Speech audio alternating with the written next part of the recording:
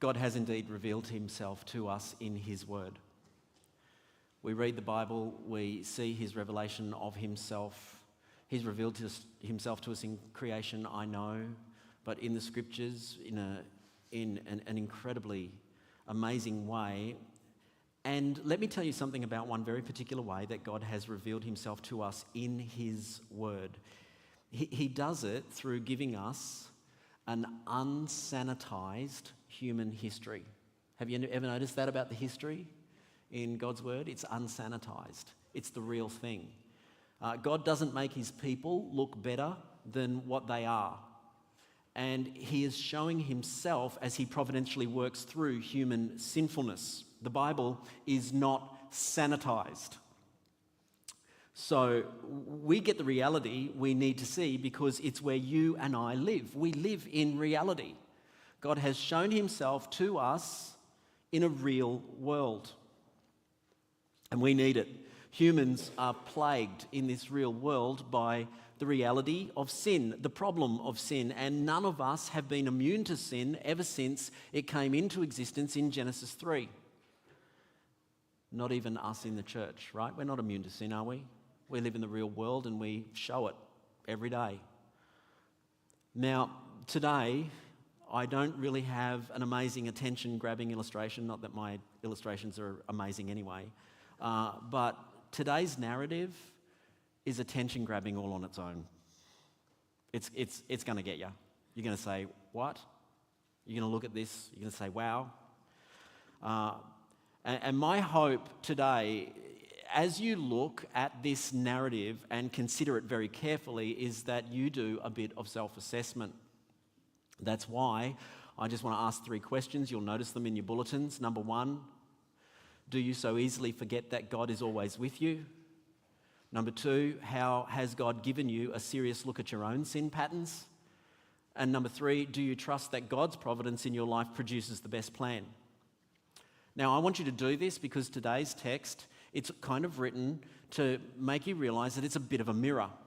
Jacob is going to see himself in a mirror in today's text, and it reminds us that we should see ourselves in a mirror when we read texts like this. It acts as a mirror. And as we look at Jacob, look in a mirror and ask yourself these questions. So I'm not giving you points today, I'm giving you questions. And I'm asking you to seriously consider them. You might want a pen today. If you don't normally, you might want to. I've structured these questions as the main points because I want you, brothers and sisters, to please, I'm asking you to think about this with me as I have thought about it all week this week. If you have a bulletin in front of you, you're also going to notice that the thesis statement is missing. Do you notice that I normally give you a thesis statement every week? This is the big point of the passage. Here it is. Today, the thesis statement is all yours. You get to, at the very end of this, I'm going to give you some time, you'll write your own thesis statement. I want you to personalize it in every way you possibly can. So have a pen, if you have one, ready. Please, borrow your neighbours when it comes to that time. It's important that we see ourselves. It's important that we see the mirror. So as you consider this narrative today, I'm asking you to think through these questions, think carefully about your own life, write your own personal thesis statement, and then maybe afterwards, sometime during the week, grab another believer, a brother or a sister, and maybe even share it with someone who you know well and pray for each other and encourage each other. Yeah? Because we need it, don't we? We really do. So we come to Genesis 29 this morning. And as we come from obviously Genesis 28, but where there has been somewhat of a mountaintop experience for Jacob. Now, let me remind you that last week, Jacob was on his way to Haran, to Padan Aram, and he is fleeing from Esau. Rebekah, his mother, had told him, get away from here, go to my brother Laban out in Haran, in Padan Aram, and spend some time with him, spend a few days with him. And his father Isaac had also told him, after he had taken the blessing from Esau, a blessing that God was going to give him anyway, and his father Isaac had told him to go there as well so that he would find a wife, because he was not to find a wife among the Canaanites. He was to find a wife in the line in which God was God was blessing. And on the way, Jacob encountered God. Do you remember that glorious vision, the glorious dream that he had of condescending grace from God? He saw a vision of God, and he's standing at a stairway from heaven to earth with angels ascending and descending on it. Can you imagine seeing that? Huge. Like, wow. And in that, God renewed his covenantal promises with Jacob. And there's this verse that I really particularly want to remind you of this morning. God said this to Jacob, "Behold," Genesis 28:15, "Behold, I am with you and will keep you wherever you go, and will bring you back to this land, for I will not leave you until I have done what I have promised you." Now that's just simply huge. No matter what happens, God is going to bring him back. God is going to give him all the promises. God is with him, will keep him. God has established his covenant with him. Wherever Jacob goes, here is basically what happens. That stairway goes with him. Wherever he is, there's a stairway of ministering angels of God who are providentially working out his great redeeming plan through Jacob. And from that background in Genesis 28, we come to the first verse of our text today in Genesis 29. Let me read it for you. "Then Jacob went on his journey and came to the land of the people of the east." Now, more literally translated, went on his journey, it could be translated as Jacob lifted his feet. Lifted his feet is the exact way that it's stated. And there seems to be, in the way that it's stated, an emphasis in it in which you see Jacob, spring to life. Put a spring in your step. And his main objective here now is not just to get away from Esau, although it is, but it's to find a wife in keeping with God's covenantal plan that has been promised to him. So now we come there and we dig into this next phase of Jacob's life. And there's a question that I want to ask you to consider for the first 15 verses. You might not really see why it's that question until you get to the end of the 15 verses, but here it is. Do you so easily forget that God is always with you? Do you so easily forget that God is always with you? Now look at verse 2 and 3 with me for a moment. These are really setting the scene here. What verse 2 and 3 describe is Jacob coming to this well. He gets to this well, and this well is surrounded by 3 flocks of sheep. And there are shepherds with those sheep, with 3 flocks of sheep. And there's an interesting description of the well that we must not miss. Just don't read over this. There's this big stone that covers the well, covers the opening of the well. It's got to be a pretty big stone to do that. Now, it seems that this well is a community well. The stone, it would be really almost impossible to move. You would need a number of people to move it. It normally takes more than one person to move it. Now, that's probably for a very good reason. That stone probably stops animals coming and getting in the well. It probably helps to manage a scarce resource in an arid area from any single person just taking whatever water they want whenever they want. It's hard. This is not an easy thing to do. Okay, so you plan to be there, normally you plan to be there with other people so that you can use this water resource. It's obviously not easy for one person. It's heavy. So these shepherds are all there together. And Jacob comes to them and he starts a conversation. He doesn't seem to know where he is. Look at verse 4 to 6, particularly verse 4. Jacob said to them, "My brothers, where do you come from?" He doesn't know where he is, does he? That's basically him saying, "Where is this? Where do you come from?" And they said, "We are from Haran." Haran. Well, that's where he wants to go, right? He's in the right ballpark here. And he said to them, "Do you know Laban, the son of Nahor?" And they said, "We know him." That's the next good news. He's in the right place, and in that right place are the right people, because he's in a destination of Abraham's line of relatives. Laban is a descendant of Nahor, Abraham's brother, and that's the name of the people of the region they would know that because there's actually a city named after Nahor. And so they understand who this family is. And so he said to them, verse 6, "Is it well with him?" I think that's because Laban's got to be very old by now. And so I think that's kind of, is this guy still alive? Is he still kicking? And they said, "It is well. And see, Rachel, his daughter, is coming with the sheep." Surely, put yourself in Jacob's shoes for a minute, your little heart's got to skip a beat right here, hasn't it?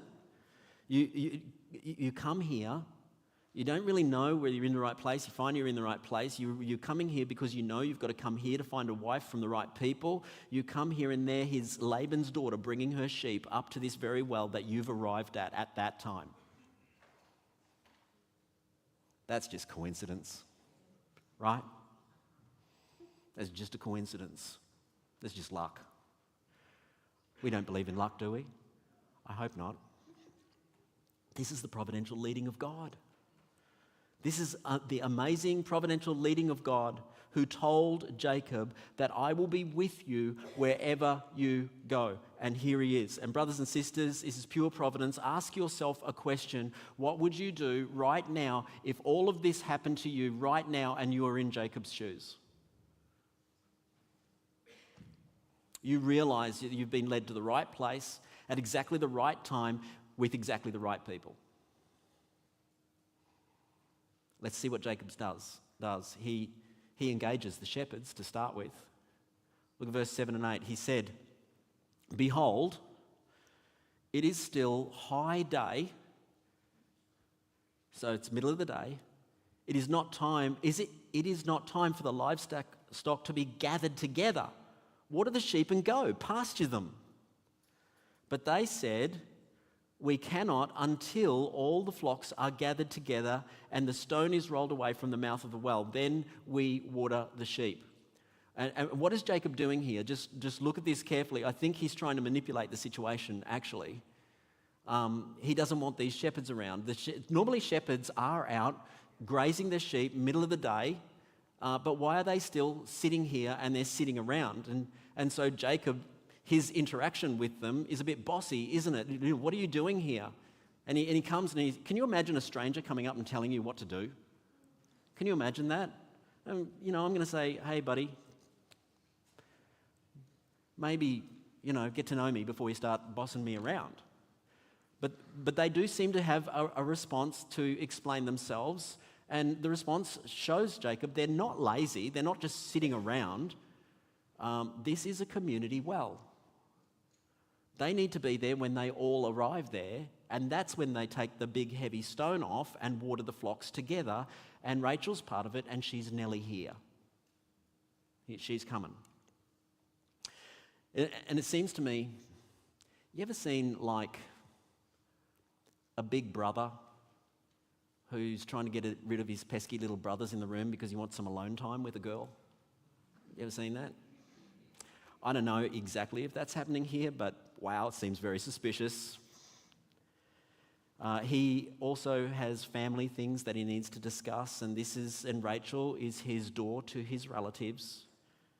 Maybe he's hoping to make the first big impression with a prospective wife. Doesn't want those shepherds around. I don't know what is the case, but he seems to be trying to manipulate and control the situation. That's Jacob. That's who he is. And Rachel does come, and in verse 9, we are specifically told she's a shepherdess. What would really hit him about that is not something a wife would do, someone who's already married would do. This probably indicates that this girl is single. And so now with all of that lead up, all of our eyes are on Jacob right now, aren't they? What's he going to do? Look at verse 10. Now, as soon as Jacob saw Rachel, the daughter of Laban, his mother's brother, noticed that, by the way, that phrase comes up repeated over and over again. The daughter of Laban, his mother's brother. Laban, his mother's brother. This is to say, she's the right girl from the right family if you're going to get married to someone, right? So the Laban, his mother's brother, and the sheep of Laban, his mother's brother, Jacob, came near and rolled the stone from the well's mouth and watered the flock of Laban, his mother's brother. What? Maybe Jacob is trying to make a really good impression on a family member. Maybe he's just trying to impress Rachel. Look at what he does, this large stone covering the well, and Jacob kind of uses it as a feat of strength to water Rachel's sheep. And remember when we were reading about Jacob being Rebecca's favourite and he's kind of a bit of a mama's boy? You remember that? If he's a mama's boy, brothers and sisters, he's a strong, big mama's boy. He can move this massive, great, big stone. And he's probably doing a deadlift right here to say, look, Rebecca, I'm pretty capable. Look at the muscles on this guy, right? Probably like Robert Brinkley when he was trying to marry Treva. He was just like, hey, look at this deadlift, Treva. Is that how it happened? Yeah, you see Trevor's nodding. So, look, whether he's just trying to make a good impression or to introduce himself as a family member, whatever he's trying to do, he's trying to show he's a man who can get it done. He's a capable guy. He's a man. He's a man you can marry. He's a man who you can respect. And have you seen young guys do feats of strength to try and impress girls? I mean, I don't think we see it as much anymore. I don't know, but sometimes it looks silly, looks immature. I get it. I did it. Ask Trish, she'll say I was silly. But I kind of have a little bit of a soft spot for it, really, honestly. I'm not so sure it's such a great thing that we don't see this thing as much in our society today. It kind of seems to be a bit feminized. Guys, whether Jacob is directly trying to impress Rachel or show himself as a capable man to introduce himself to the family, I think it's absolutely fine for men to show capability in order to be a future husband. We need to show that we're men. I think that's just fine. Now, don't hear me saying that's a priority over godliness. Don't hear me saying that's a priority over godly gentleness. But it is godly for men to live out our distinction in the world from women, and we do it even for women. This would be, where it would become a problem is if Jacob is simply relying on making his own impression rather than trusting the Lord. Now, I don't really know what's going on in Jacob right now, but I do know that there's some way that Jacob's overcome by the whole situation. He is in the right place. He's there at exactly the right time with exactly the right people. And look at verse 11 and 12. Then Jacob kissed Rachel and wept aloud. In the right circumstances, it's okay for a guy to cry. And Jacob told Rachel that he was her father's kinsman and that he was Rebekah's son, and she ran and told her father. So I'm not sure what kind of kiss this is, by the way. Let's remember, though, that Jacob's whole life has been turned upside down. He's getting away from Esau. He's coming to find a wife. He's been promised these incredible things. There's anticipation, huge anticipation from every corner. From Rebekah, from Isaac, from his parents, from God himself meeting him on his way to Haran, from Jacob as he comes here, and how is all this going to work out? There's huge anticipation, and he gets here. And I think he has every reason to be overwhelmed a little bit, see Rachel, and weep. And I'm not sure about the kiss. I don't know what the kiss is. Some people think it's romantic, others not. I'm not sure that it is. I think this is probably not a first romantic kiss. This is probably a relief, a family member, a prospect, whatever that is. But then she runs back to tell Laban about it. And our focus now is on Laban with Jacob. Look at verse 13 and 14. Laban, Rebekah's brother, his mother's brother, he's obviously pretty old now, because the text that Ryan read to us earlier from Genesis 24 probably happened 100 years earlier. He's old. And surely Laban remembers when Abraham's servant did come out to find a wife for Isaac. And he would remember that when that servant came out, he came out with a bunch of camels loaded with a bunch of gifts like wealth. And he paid a bride price for Rebekah. And as we know about Laban, and we'll get to know more and more and more, Laban is a greedy man. He's a greedy trickster. And he would be coming out all excited, no doubt, to see Jacob. And he gets there, and I'm sure he's looking for the camels. Where are they? And Jacob gets to know him. And Jacob has to explain then about himself. How does he prove to Laban that he's his family? And so Jacob, you read, he told him all these things in verse 13. He told him all these things in verse 14. And Laban said to him, surely you are my bone and my flesh. And he stayed with him a month. Now, I don't know what all these things were that he told Laban to convince him that he was family, that he was like Laban. Now, I wonder if he told him anything about deceiving Esau. I wonder if he told him about the whole birthright situation. I wonder if he told him about his devious plan and how well it was executed, and that Isaac gave him the birthright over Esau. I wonder, because you know what? A lot of commentators think he probably wouldn't have told him that. Look, I might go out on a limb here and say I'm not so sure that would be the truth, because Laban himself is a deceiver. He's a schemer. He likes to plan. He likes to scheme. He likes to trick. He probably sees something good in it. And doesn't it make sense that he sees maybe a family trait in Jacob and says, you are my bone and my flesh? When did you hear those words last? Genesis 2? Bone of my bone, flesh of my flesh. You're just like me. You're fitting. I just wonder whether he's saying, hey, you got the family trait. You've got the family trait. I don't know. Either way, it doesn't really matter. Whatever he said to Laban, whatever all those things were, Laban is convinced that he's family.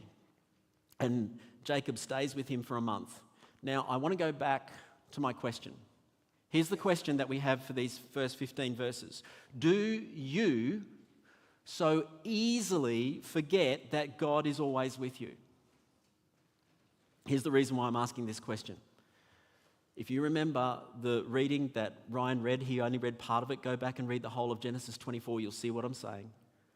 Abraham's servant once visited Haran, and he visited Laban to bring Rebekah back for Isaac, Jacob's father. These passages are so similar.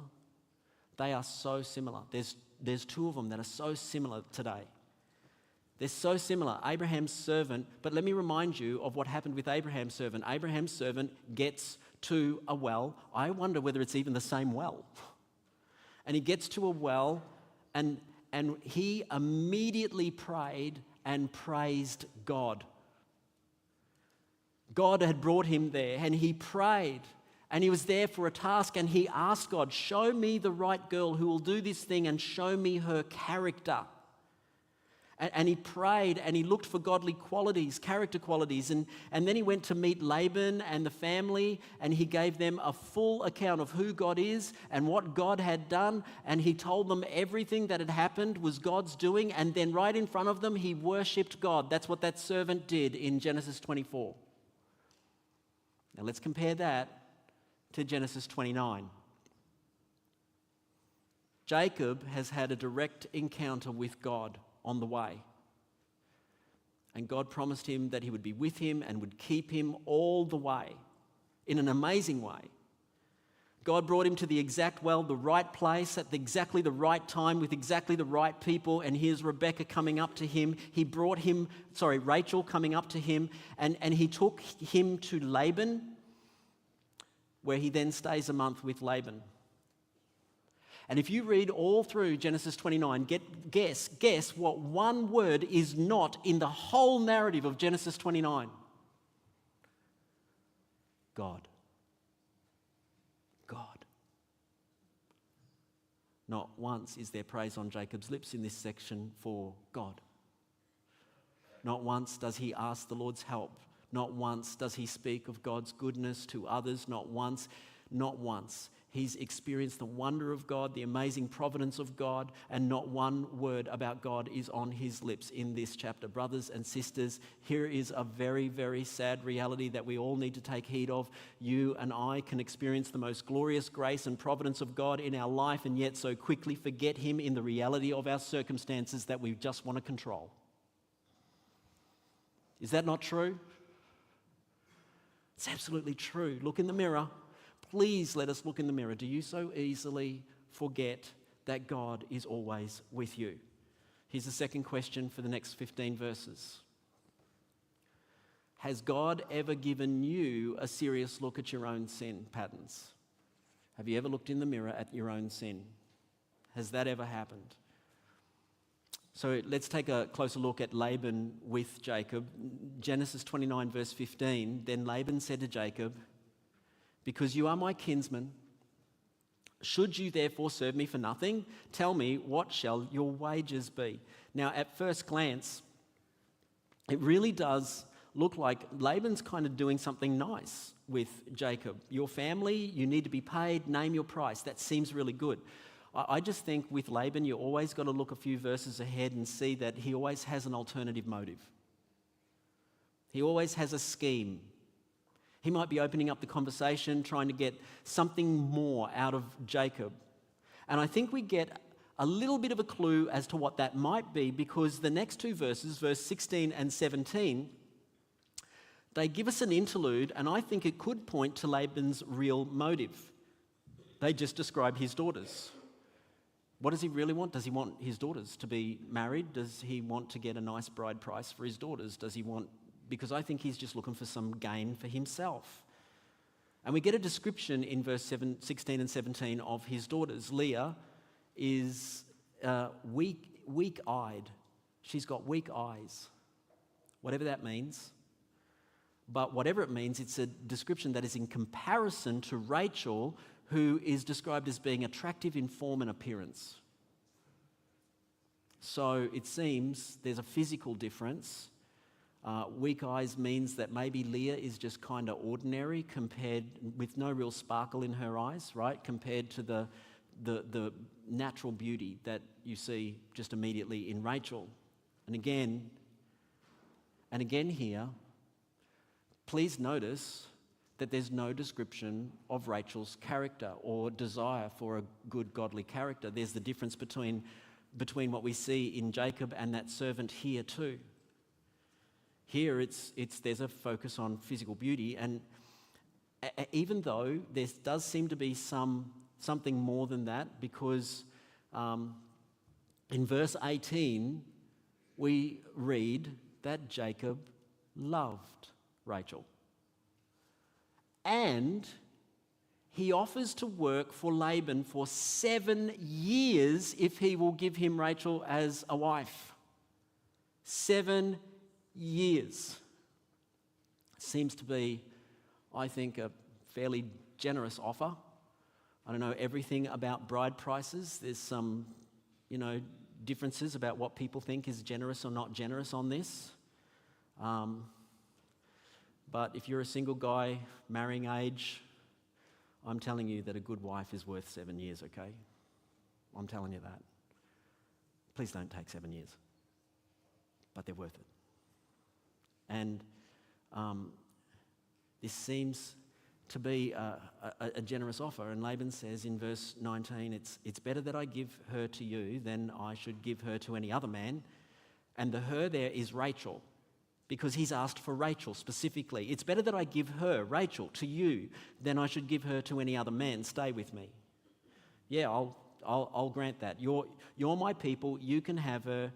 And I'm probably seriously going to make you pay me for this in this 7 years. You're going to really do your share, because 7 years' work from a guy who can single-handedly move that stone from a well, that's a pretty good deal.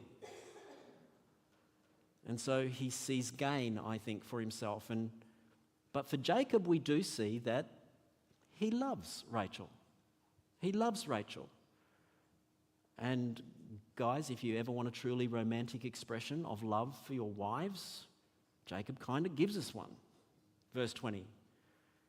Jacob served 7 years for Rachel, and they seemed to him but a few days because of the love he had for her.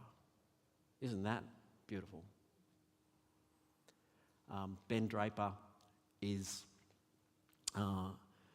his fiancée Alyssa are engaged. Sean and Gabby, who are with us, are engaged couples in our church.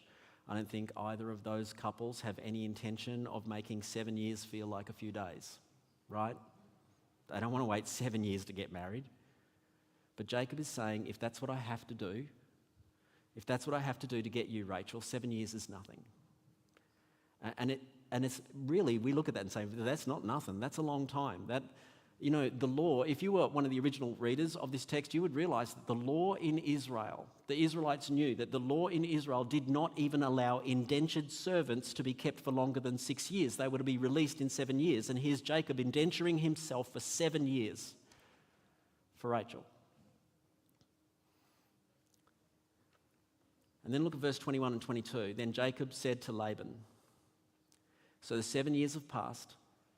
Jacob says to Laban, give me my wife that I may go into her, for my time is completed. So Laban gathered together all the people of the place and made a feast. Now, the way that this is written, it just sounds a little crass to our modern ears. It's not how we would say anybody should ever talk to a prospective father-in-law, okay, about his daughter. But Jacob is simply saying, in this cultural way, that he's worked out his time of betrothal, and now it's time to make the marriage official and consummate a wedding, which is a normal part of a wedding ceremony in those days, in the ancient world. So the community, what happens is the community is gathered, there's a big feast, it includes lots and lots of wine. A contract is normally read out, and then the couple go into the tent. Here's the problem. Verse 23 to 25 is the problem. And you know what's coming, most of you. But, in the evening, he took his daughter, this is Laban, he took his daughter Leah, and brought her to Jacob, and he went into her. Laban gave his female servant Zilpah to his daughter Leah to be her servant. That brings its own problems later on. And in the morning, behold, it was Leah. And Jacob said to Laban, what is this you have done to me? Did I not serve with you for Rachel? Why then have you deceived me? If you're actually thinking through this, I know at least most of you right now are asking yourself, how could that have happened? I mean, how could that have happened? How is that even possible, right? Me too.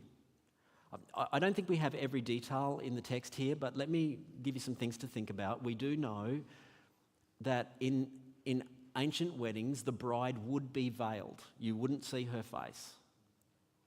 Now, some might not like this suggestion, but at wedding feasts, there's lots of wine, and there's every likelihood Jacob may have had his fair share and may also not have had some of his senses in place in the right way.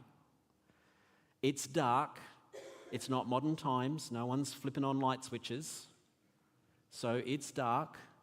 And I can absolutely assure you that Laban has done everything he can to make sure that that tent is pitch black. And Laban also needed Leah to pull it all off. He needed this accomplice. He needed a willing accomplice, actually, a very willing accomplice. Not only that, Leah had to go along with the deceit. Imagine being the older daughter with lesser beauty. And you know it should be me first. So, and I would think that's very likely that she had some sort of feelings for Jacob too. But Rachel is loved over you. And we're going to see that jealousy working out even in the next chapter. And somehow, in this incredible, what has to be an elaborate plan, Rachel had to be kept out of it. Didn't she? Right? I don't know how. I don't know what Laban did, but he seems to be ingenious at doing greedy, deceitful things. And I imagine he's not a man to be trifled with. And so he knew how to force Rachel out of the situation. It's an elaborate, well-conceived plan, well executed. Look at verse 25.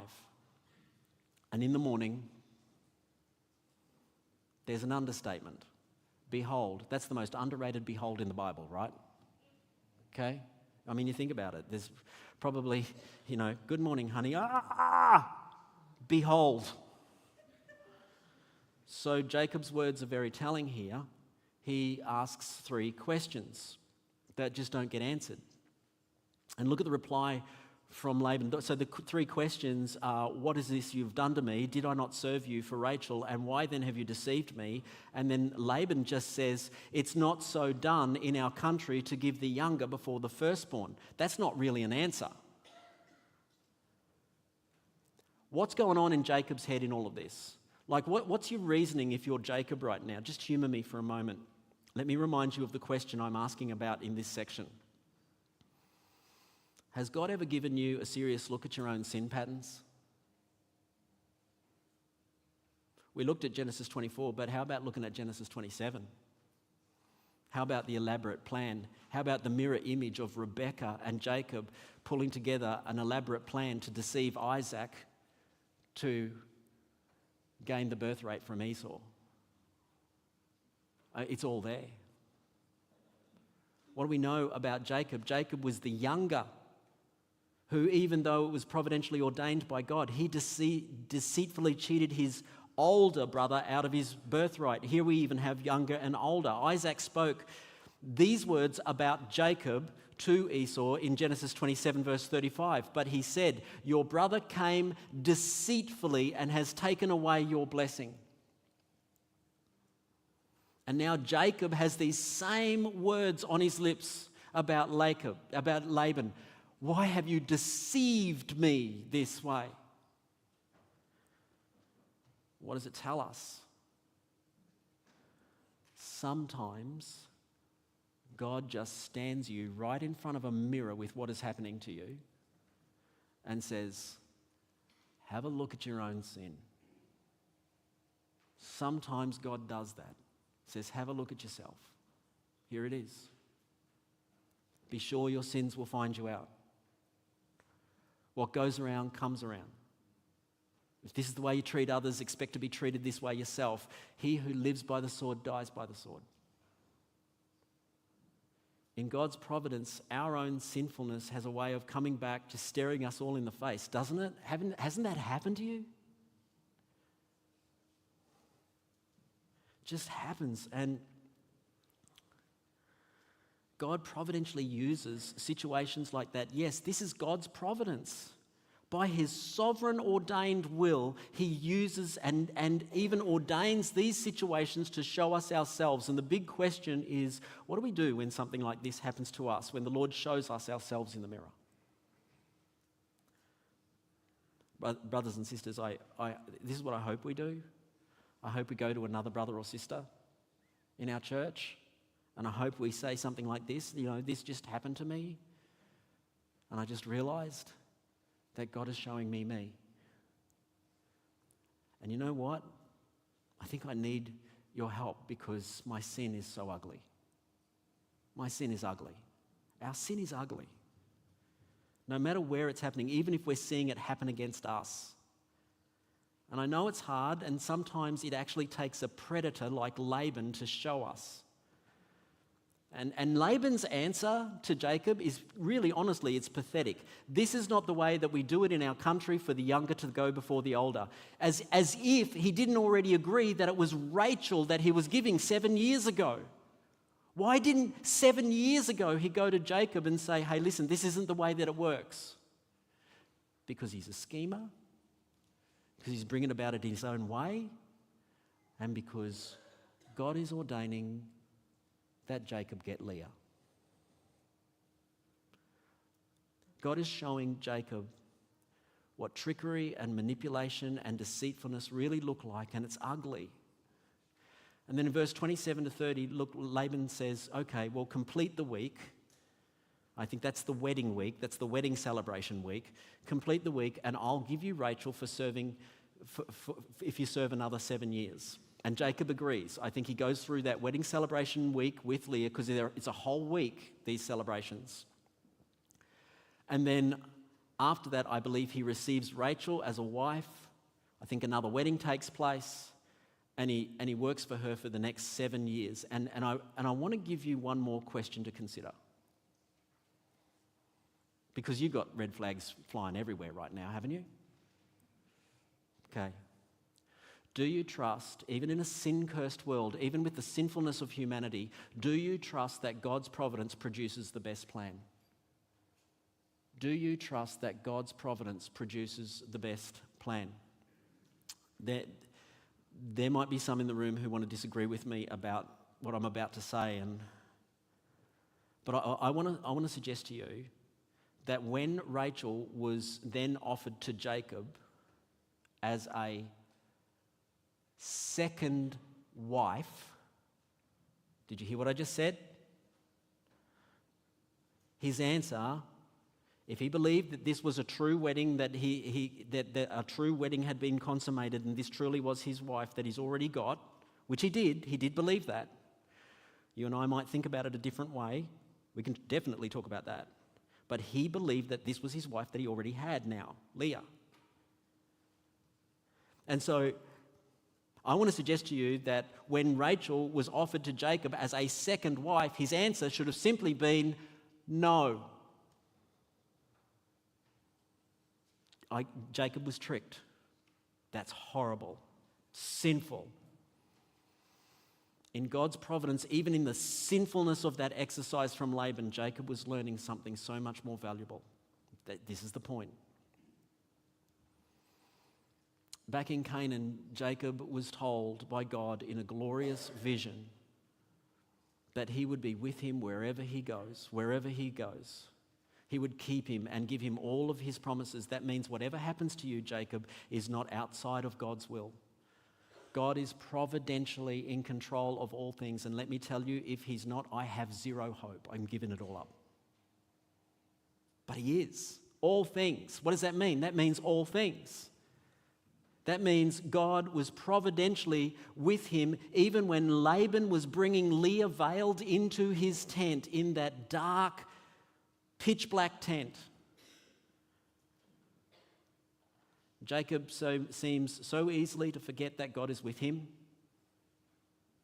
And I wonder if he even clearly saw the mirror that he's looking at here now in front of him, his own sin in front of him. And the marriage with Leah was something that Jacob saw. He believed it was binding. He believed it was truly real. In his conscience, this was a true marriage that happened, regardless of how we would see it. And right there,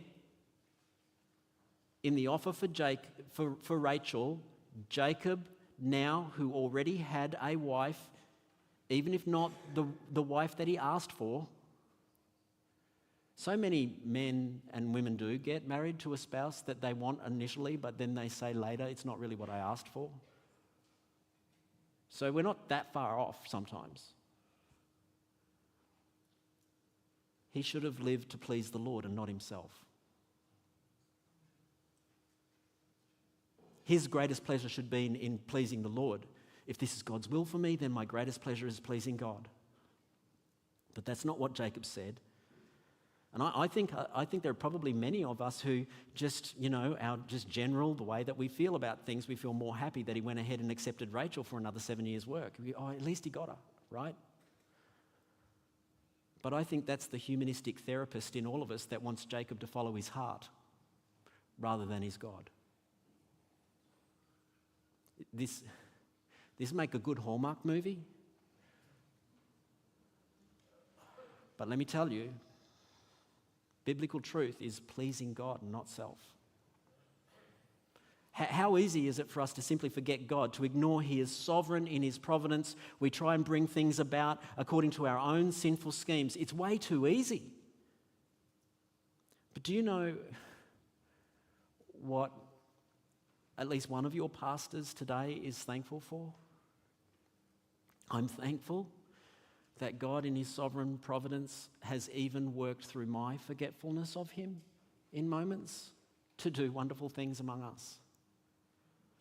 I'm even thankful that God in his providence has used my sinfulness and even sin against me in my life. I'm thankful. I can easily look back in my life and see where God has used my own sin and sin against me for my good and for his glory. Look, sometimes it takes time to look back and do that. Sometimes you only see it over the longer term. Sometimes we might not see it until we're in glory. But for Jacob, who we read, the last words we read is he loved Rachel more than Leah, and I actually think that's he loved Rachel rather than Leah. Do you know what we're going to see later as the reality from Jacob marrying Leah? 2 of Leah's children with Jacob will be Levi and Judah. From Levi will come the priesthood of Israel and Moses.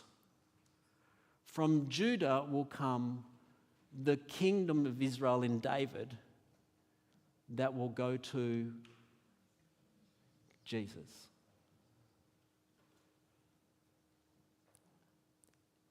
God's providence, honestly, it's a huge mystery. We can't put the two things together. There's human action and there's God's sovereign will, and God doesn't sin. He doesn't tempt us to sin, and yet he ordains all things in his control, even our sinfulness. I don't know how to work that out. God providentially, sovereignly works through human sin to bring something so much better, even here. In his great plan, God has providentially used even the deceitfulness of a predator to bring about your Saviour. Human sin cannot overcome God's plan to save us. He exposes our sin, he shows us his glory.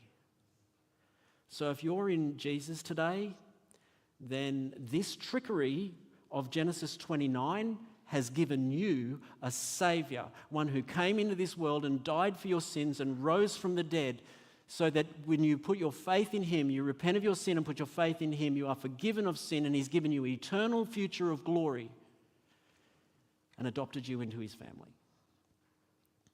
You can trust that if you are in Christ, God is with you also wherever you go. He's bringing about his plan for his glory. Don't forget it. Whatever happens to us in this world, God ordains it for the benefit of us, even if it means showing us our sinfulness or having sin against us. Sometimes we can't see it in the short term. It is a long-term view, I think, but God is about his everlasting plan. And it's all in his everlasting arms, isn't it? Can't you trust those arms? What is it today that you're in, that you're finding it hard and difficult, a difficult providence? Listen, it's not bad luck. It's not just a tough year. Yes, it's a hard providence. It's a difficult providence, but it's providence. And you can trust God. God is about his everlasting plan. You can trust him. Its providence always produces the best plan, even though through our forgetfulness and sinfulness. So look at your bulletin. What's your thesis statement? What's going to be your thesis statement from what you've heard and the questions that you've answered today? What's your thesis statement? Make it individual, make it yours from what you've heard. What's your thesis statement? We're going to give you a moment to write that out or to think about it at least.